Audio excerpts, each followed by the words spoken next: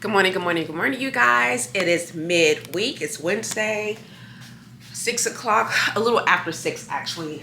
And I'm just gonna straighten up in my room, get my coffee.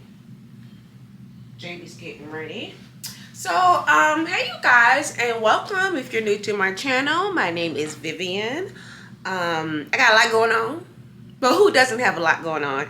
So you guys, for those of you who are new, the majority of this video is as it relates to SNAP benefits and just benefits in general. So just a backstory.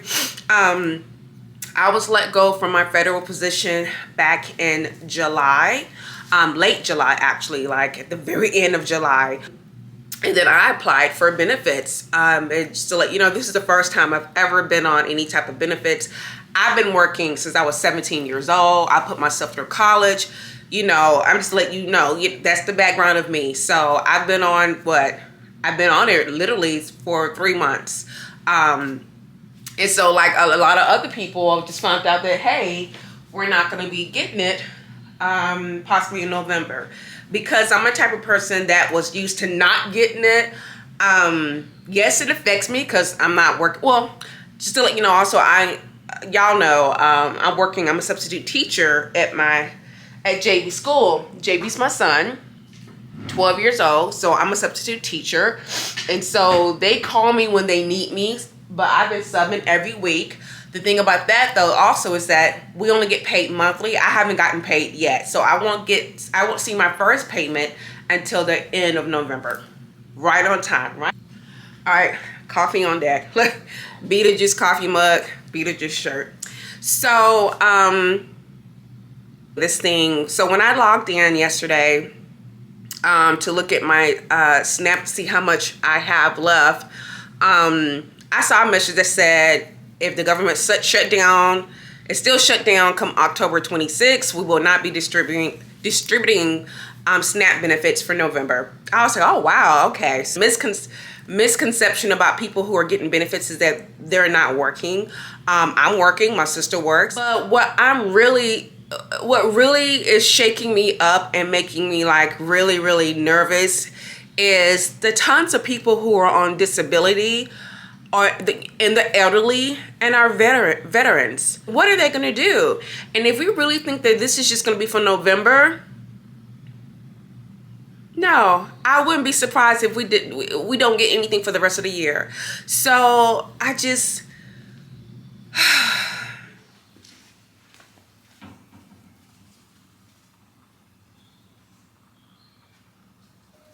JB's up.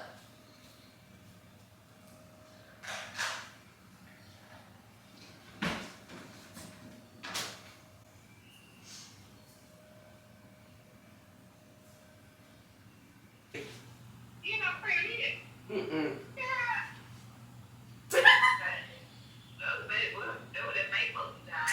I know. Because I look, where did this cat go? Oh, Lord. Hold on, Mama. I let her go outside. I don't know where she went. Get your butt back in here.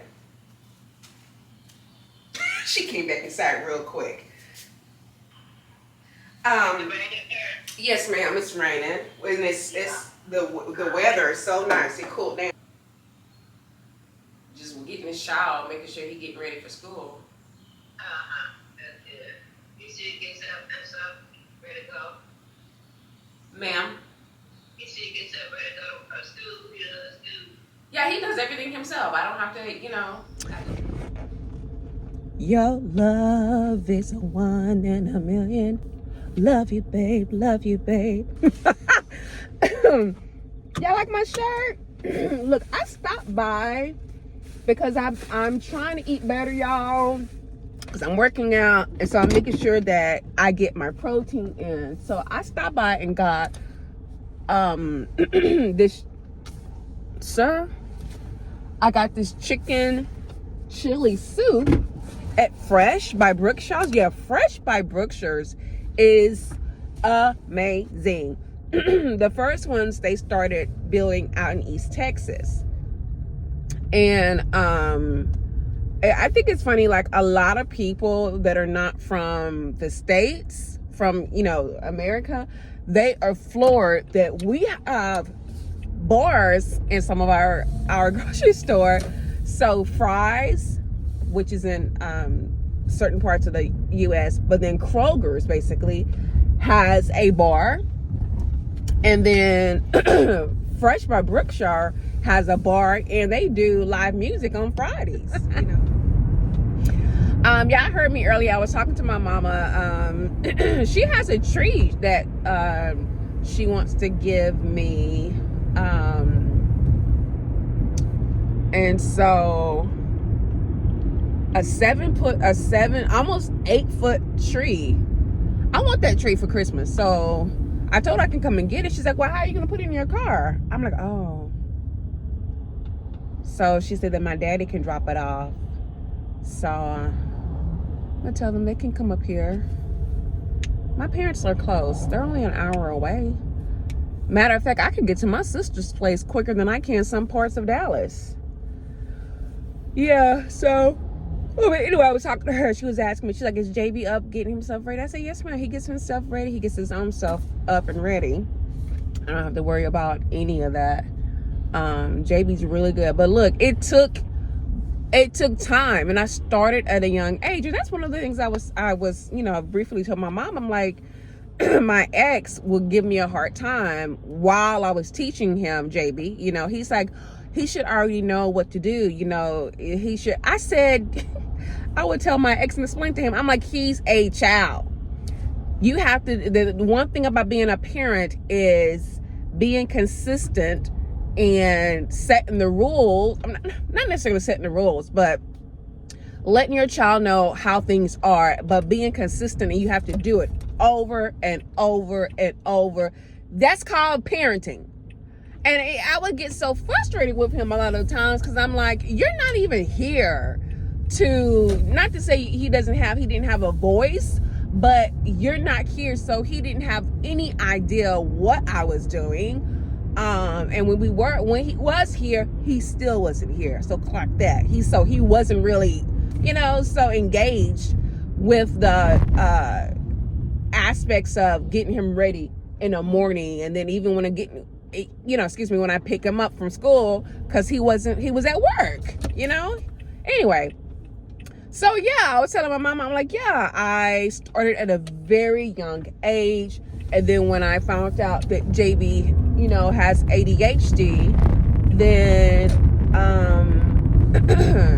I started putting pictures. I know it's going to be hard for y'all to listen to me because I'm on the country roads. I started putting pictures up in his bedroom of what he needs to do in the morning, and then what he needs to do when he get home from school. And I mean, just reminding him over and over and over, and especially when we were in Phoenix, I would have to set a timer and say, okay, I set a timer. When the timer goes off, you should have your uniform on. And then I would set another timer. You know, I said, okay, now when this timer goes off, we should be heading out the door. So JB can get everything ready within 30 minutes.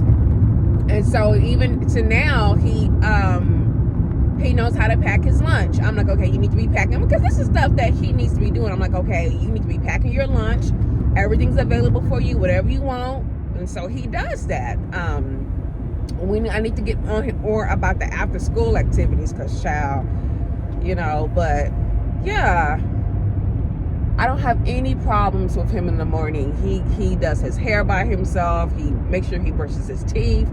One of the things I'm really, you know, because he's a young man and he's going to be going through puberty now, is that skincare to me is so important, you guys. And I think it's oftentimes not necessarily neglected, but we don't think about it, especially when it comes to teens. But they could be going through, you know, hormonal acne and all that. And I can already see it. His skin is beautiful, but it's oily. So he has pimples in his right here and here. So I already told him, I said, this is your T area, your T-zone. You need to clean your T-zone. So when I tell him to cleanse his T-zone, he knows what to do. So my neighbor, I went over there to go talk to her. And I have to tell y'all, she is truly a blessing. Like, God uses certain people to remind you that you're not alone and that what you're going through is just temporary. You know what I mean? So what was I talking about? Child, I don't forgot. Y'all, I'm scatterbrained. Miss Gloria.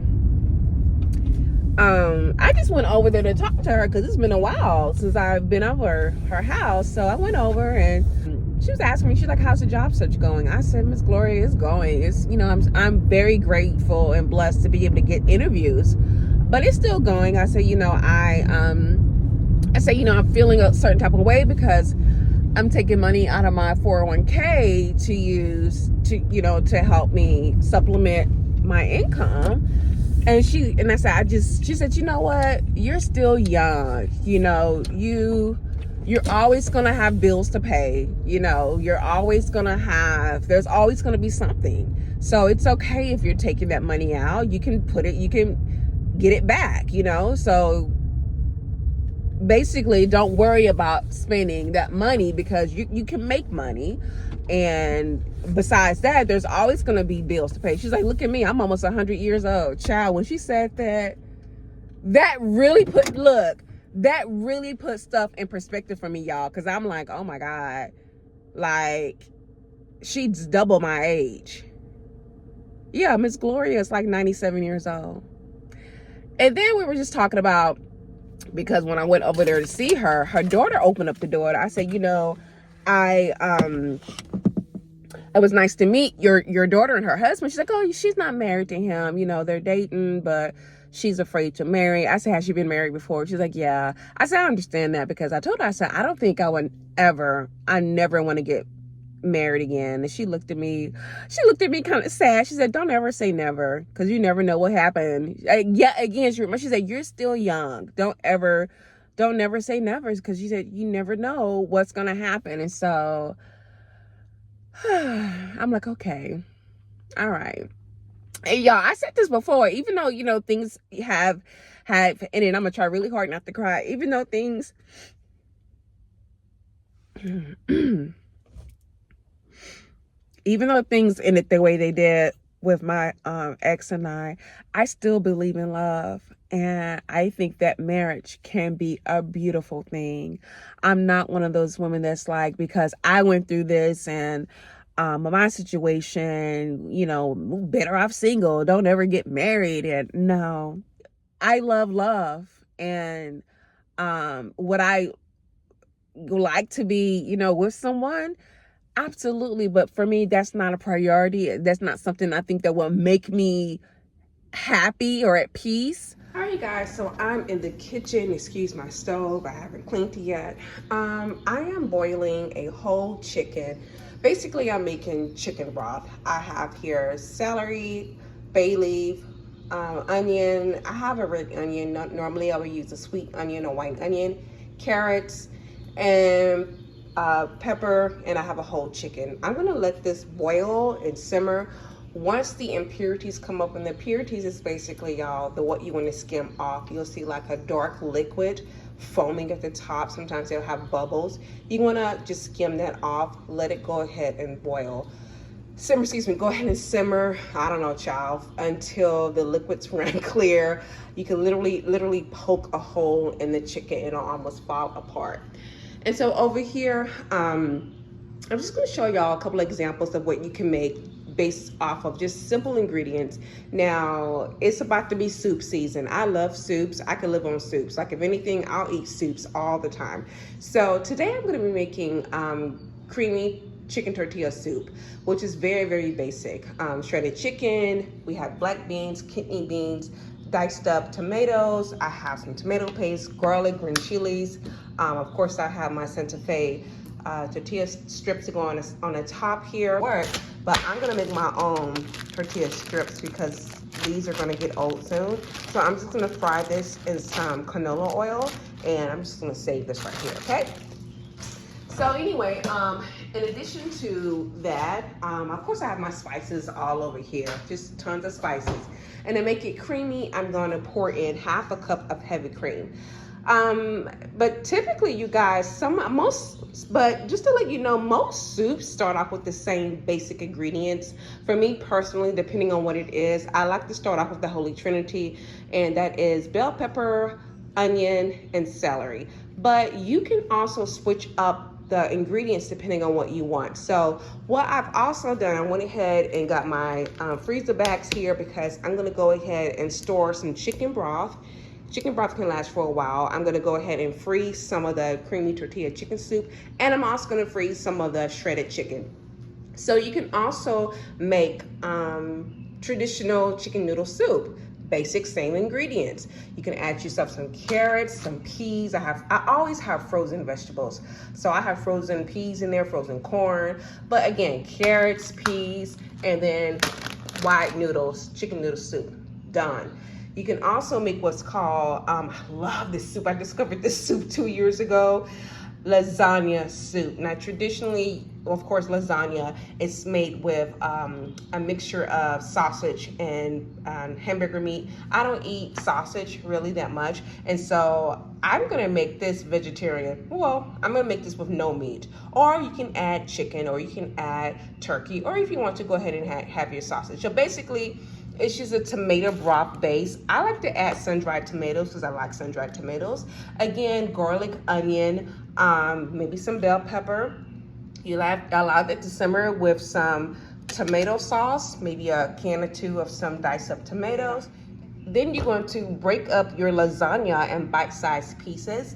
Then you're going to put in your meat, whatever meat that you want. And when I tell you that lasagna is so lasagna soup, and again, you could pour on different types of cheeses, mozzarella cheese, whatever type of cheeses that you want. And then one of my other favorite soups is loaded chicken pot pie soups. Again, Holy Trinity, but instead of, all of this madness, you can add peas and then corn, and then of course you can add, if you wanted to, you can make yourself some dumplings to add dumplings to it. I'm not going to do that. Instead, I use a potato, 1 or 2 potatoes, and all of these soups, you guys, are really good for freezing. They freeze really, really well. And so, like I stated, I'm going to go ahead and freeze up my chicken broth, shredded chicken, and it won't last that long because I probably eat this within the next month or 2.